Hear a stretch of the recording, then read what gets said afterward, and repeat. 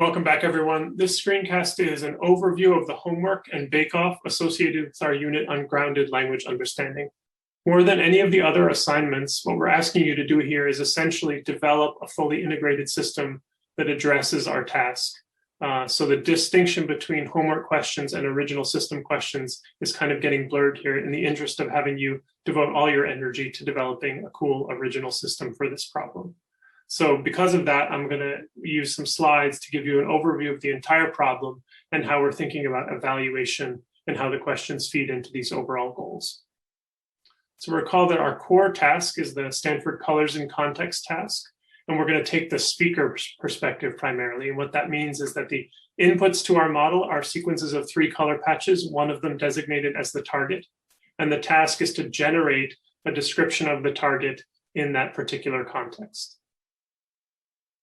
The core model that we'll be using, which is in Torch Color Describer, is an encoder-decoder architecture. And the way it works is on the encoder side, you have a sequence of 3 colors, and we always put the target color in the 3rd position.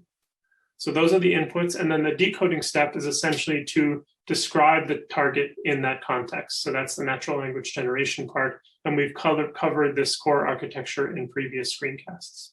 And I'll return to some of the modifications that you see here in the context of question 4. There's a separate notebook called Colors Overview that you should start with. It gives you a sense for what the data set is like and also what our modeling code is like. Here you can see that I've loaded in the corpus itself. It's got about 47,000 examples in it. And each one of those examples has a number of different attributes that you should be aware of. So here's a typical example, the first one in the corpus. Fundamentally, you have these 3 color patches, and you can see this display is marking out the target, as well as an utterance. Each one of these colors is encoded as a triple of HSV values, that is a sequence of 3 floats. And you can see here that you can also access the utterance. There are 3 conditions in the underlying corpus that vary in their difficulty.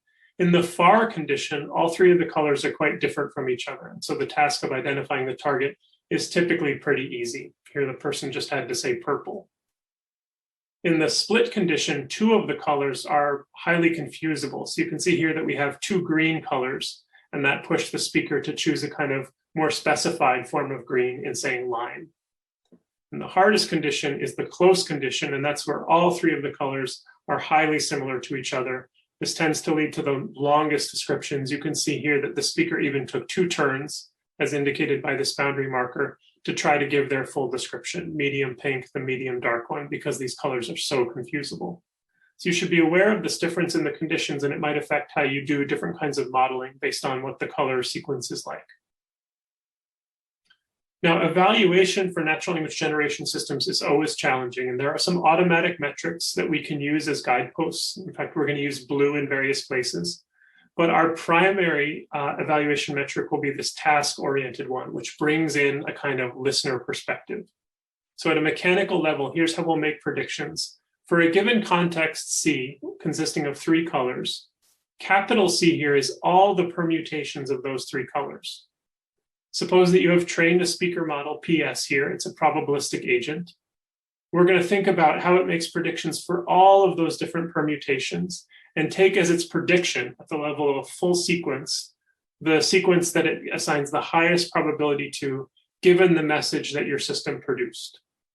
And then we say that a speaker is accurate in its prediction about some context C, just in case the best sequence that it predicts, the highest probability one, has the target in the final position, as designated by our model structure.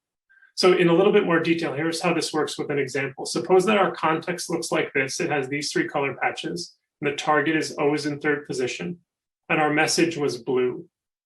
Here on the right, we have all the permutations of these 3 colors, and we're going to say that your system was correct if its highest probability context, given that message, was one of these 2. That is one of the 2 that has the target in final position.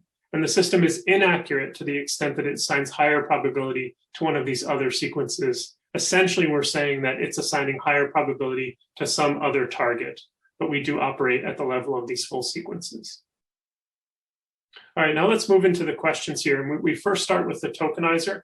You're unconstrained in how you design your tokenizer. You should just make sure that you have a start symbol and an end symbol. The start symbol is important conditioning context for the model, and the end symbol is a crucial signal that your model will actually stop producing tokens. So don't forget those pieces. But in terms of what else you do in there, it's unconstrained, and I think you can see from the Monroe et al. Work that making smart choices about tokenization might be really meaningful.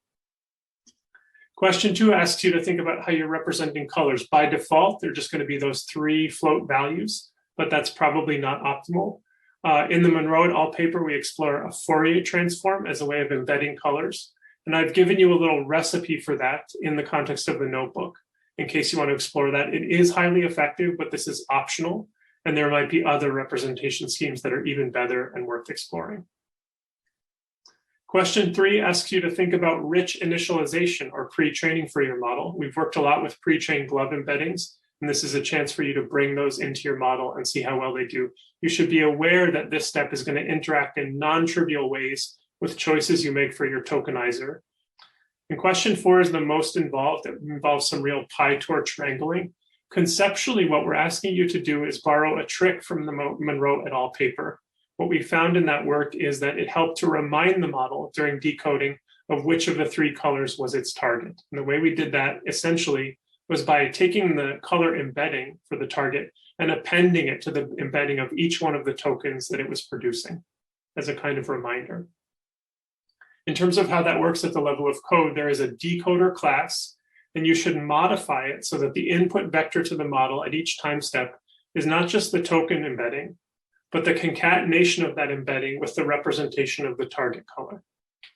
Then you need to modify the encoder-decoder class to extract the target colors and feed them to that decoder class. And then finally here, this is the interface that you use. Modify that interface so that it uses your decoder and encoder, and that's a pretty mechanical step. When you're developing on this problem, use toy data sets because you don't want to wait around as you process the entire colors corpus only to find out that you have a low-level bug. And I also encourage you to lean on the tests that we have included in the notebook as a way of ensuring that you have exactly the right data structures. And assuming all of those pieces fall into place, I think you'll find that the resulting models are substantially better for our task. That brings us to the original system, and here's just some expectations about how we think you might work on this problem. You could iteratively improve your answers to the assignment questions as part of the original system. Modify the tokenizer. Think about your glove embeddings. Think about how you're representing colors and kind of how all those pieces are interacting. You might want to extend the modified encoder-decoder classes to do new and interesting things, and I provided guidance on how to do that at a mechanical level in the colors overview notebook.